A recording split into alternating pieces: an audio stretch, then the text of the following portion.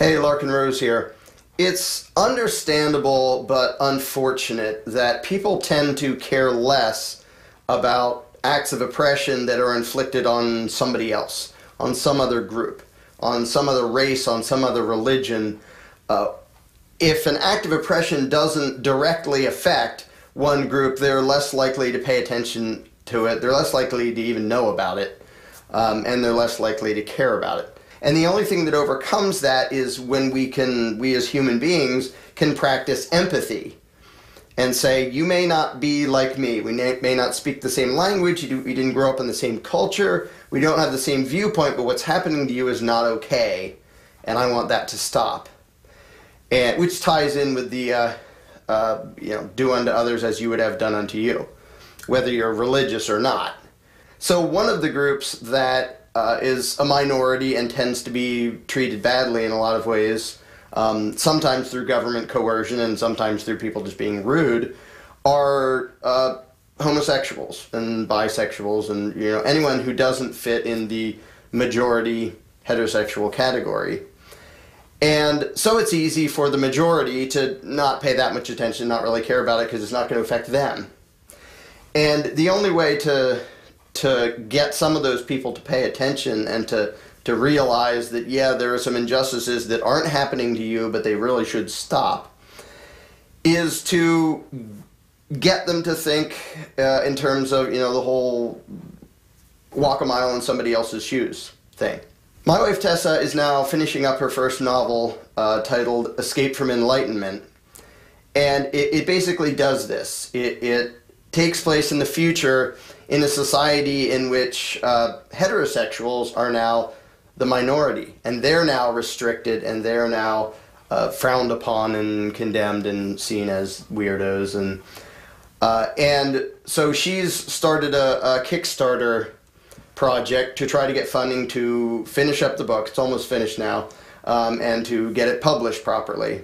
And so I'm gonna put the link for that here. And people can go watch the video that she's made, because it tells more about the story and how it came about and all that. And the rewards people get by pledging to, pledging support for it. Like you can read chapters of it as she finishes them. Like I said, the novel is mostly finished. But I think and I've read it. And it's a very good story in addition to actually having a point here and there. And it's not at all preachy about it. It's a lot less preachy than my books are, but I think it's a very good and helpful exercise for people to imagine a world in which now you're the oppressed one, now you're the minority, now you're the other one that people think, well, they're sort of weird and they don't really matter. So you can go check that out, and if you deem it worthy, you can support it. I believe she's about to have the first chapter of the book posted as a PDF on her website, so people can read that before they pledge anything. And I've read the book, and I think it's really good, and it's a really good story, and it's something I don't usually talk about, because to me the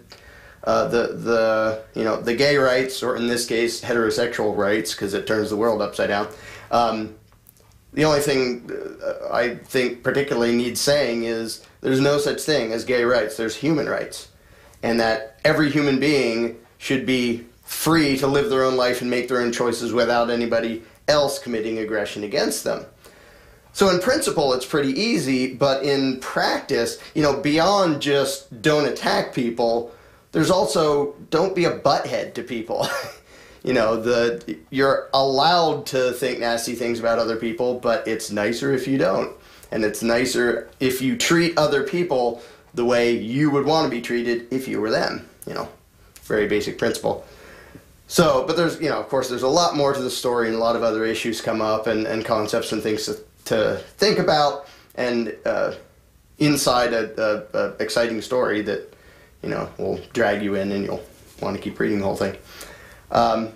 So she's doing that. I really hope enough people help out so we can get this thing published and finished the way it should be, and get it out, because I think it'll, not only will it just be a really good book, I think it'll also be a way to get more people to think about a whole lot of things having to do with tolerance and authority and control and freedom and self-ownership and all sorts of stuff. We have a little bit less than a month to raise the funds to make it work. And you don't, if she doesn't reach the goal, the people who pledge don't give it anything.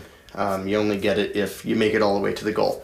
So there's a deadline. I hope we get there, because having read the novel myself, I think it's really good and it's really worth it. So if you want to go there, I mean, my YouTube subscribers, if every subscriber gave a quarter, we made the funding. So go there. If it sounds interesting and you deem it worthy, support it. And feel free to share it all over the place, this video or her Kickstarter page or whatever.